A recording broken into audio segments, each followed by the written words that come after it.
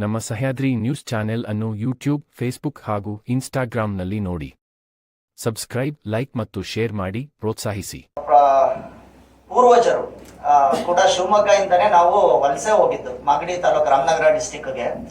So ಅದು ಎಲ್ಲೋ ಒಂದ್ ಕಡೆ ಶಿವಮೊಗ್ಗ ಅಂತ ಬಂದ್ರೆ ಇಡೀ ಕರ್ನಾಟಕದಲ್ಲಿ ರೈಟಿಂಗ್ ಒಂದು ಬೇಸ್ ಇರೋದೇ ಶಿವಮೊಗ್ಗದಲ್ಲಿ.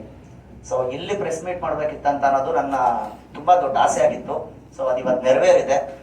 ಅಂಡ್ ಎರಡನೇದಾಗಿ ಚಿತ್ರಕ್ಕೆ ಬರ್ಬೇಕಂದ್ರೆ ತುಂಬಾ ಪೋಷಕ ಕಲಾವಿದರು, ದಾನಮ್ ಸರ್ ಆಗ್ಲಿ, ರಂಗನಾಥ್ ಅವರಾಗ್ಲಿ, ನೀನಾ ಸಮಿಲಿಯಲ್ಲ ಶಿವಮೊಗ್ಗದಿಂದ ಇಲ್ಲಿಂದ ಬಂದು ಅಭಿನಯ ಮಾಡಿದ್ದಾರೆ. ಅಂಡ್ ಸಿನಿಮಾ ಬಗ್ಗೆ ಹೇಳ್ಬೇಕಂದ್ರೆ ನೀವು ಫಸ್ಟ್ ಟ್ರೇಲರ್ ನ ನೋಡಿದ್ರ, ಇದು out and out comedy cinema.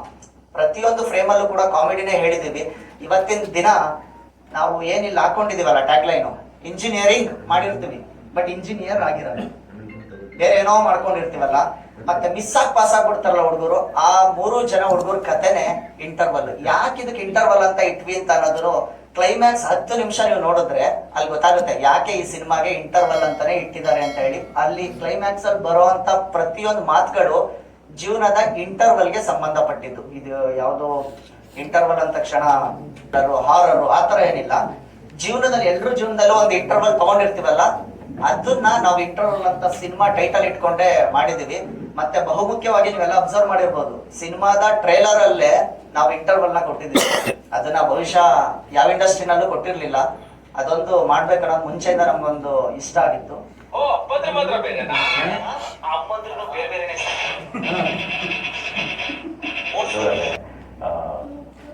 ಬೆಂಗಳೂರಿನ ಹವ್ಯಾಸಿ ರಂಗಭೂಮಿಲಿ ನನ್ನ ಮೊದಲು ನಟನೆ ಲೈಫ್ ಜರ್ನಿ ಸ್ಟಾರ್ಟ್ ಆಗಿತ್ತು.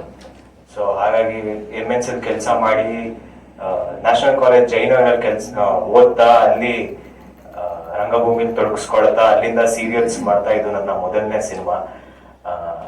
ಇಷ್ಟು ವರ್ಷ ತಗೊಳ್ತು ಒಂದು ಸಿನಿಮಾ, ಒಂದೊಳ್ಳೆ ಸಿನಿಮಾ ತಂಡದ ಜೊತೆ ಕೊಲಾಬ್ರೇಟ್ ಮಾಡಿ ಒಂದೊಳ್ಳೆ ಸಿನಿಮಾ ಮಾಡೋದಕ್ಕೆ. ಯಾಕೆ ಒಳ್ಳೆ ಸಿನಿಮಾ ಅಂತ ಸ್ಟ್ರೆಸ್ ಮಾಡಿ ಹೇಳ್ತಾ ಇದೀನಿ ಅಂತಂದ್ರೆ, ನಾವು ಕಾನ್ಫಿಡೆಂಟ್ ಆಗಿ ನಮ್ಮ ಸಿನಿಮಾನ ಚೆನ್ನಾಗಿದೆ ಅಂತ ಹೇಳದೆ ಹೋದ್ರೆ, 10 ಜನರ ಮುಂದೆ ನಾವು ಕಾನ್ಫಿಡೆಂಟ್ ಆಗಿದ್ದೆ ಹೋದ್ರೆ ಜನ ಬರಲ್ಲ ಅನ್ನೋದು ನಾವು ಫಿಲಂ ಮೇಕರ್ಸ್ ಇವಾಗ, ಬಟ್ ಫಿಲಂ ಲವರ್ಸ್ ಯಾವಾಗ್ಲೂ ಆಗಿದೀವಿ. ಎಷ್ಟೋ ವರ್ಷಗಳಿಂದ ಸಿನಿಮಾಗಳನ್ನ ನೋಡ್ತಾ ಬಂದಿದೀವಿ.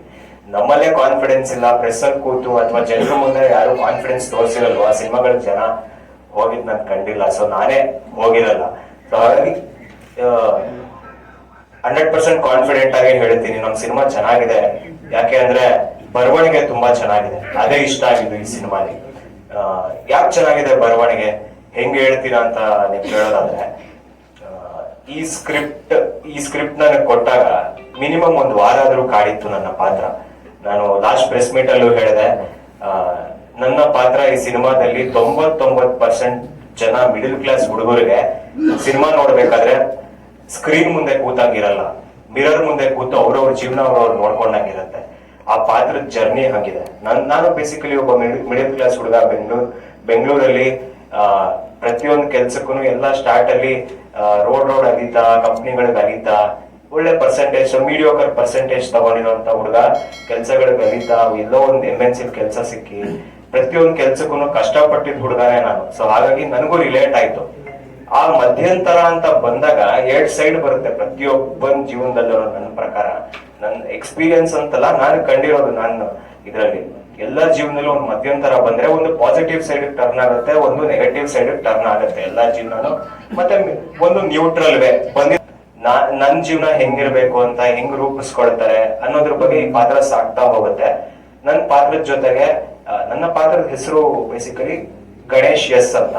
ಗಣೇಶ್ ಟಿ ಅನ್ನೋ ಪಾತ್ರ ಇವರು ಮಾಡಿದ್ದಾರೆ, ಗಣೇಶ್ ಯು ಅನ್ನೋ ಪಾತ್ರ ಪ್ರಜ್ವಲ್ ಅವರು ಮಾಡಿದ್ದಾರೆ. ಬೇಕಾದ್ರೆ ನಾನು ಬಂದು ನಿಮ್ಮ ಮನೆಗೆ ಪಾತ್ರ ತಗೊಂಡ್ಬಿಡ್ತೀನಿ, ಆದ್ರೆ ಈ ಕೋಡಿಂಗ್ ಎಲ್ಲ ಒಂದೇ ಒಂದು ಚಾನ್ಸ್ ಕೊಡಿ. ತುಂಬಾ ಕಷ್ಟಪಟ್ಟು ಕೆಲಸ ಸಿಗೋದಿಲ್ಲ, ಓದಿ ಸುಮ್ಮನೆ ನೊಂದೋದ್ವಲ್ಲ, ಹೋಮ್ವರ್ಕ್ ಮಾಡಿ ನೋಡ್ಬೇಕು ಅಂತ ಅಂದ್ರೆ ಈ ಮಿಡಲ್ ಕ್ಲಾಸ್ ಜೀವನ ಹೇಗಿದೆ ಅನ್ನೋದು ಕಂಪ್ಲೀಟ್ ಈ ಸಿನಿಮಾದಲ್ಲಿ ನಿಮ್ಗೆ ಗೊತ್ತಾಗುತ್ತೆ.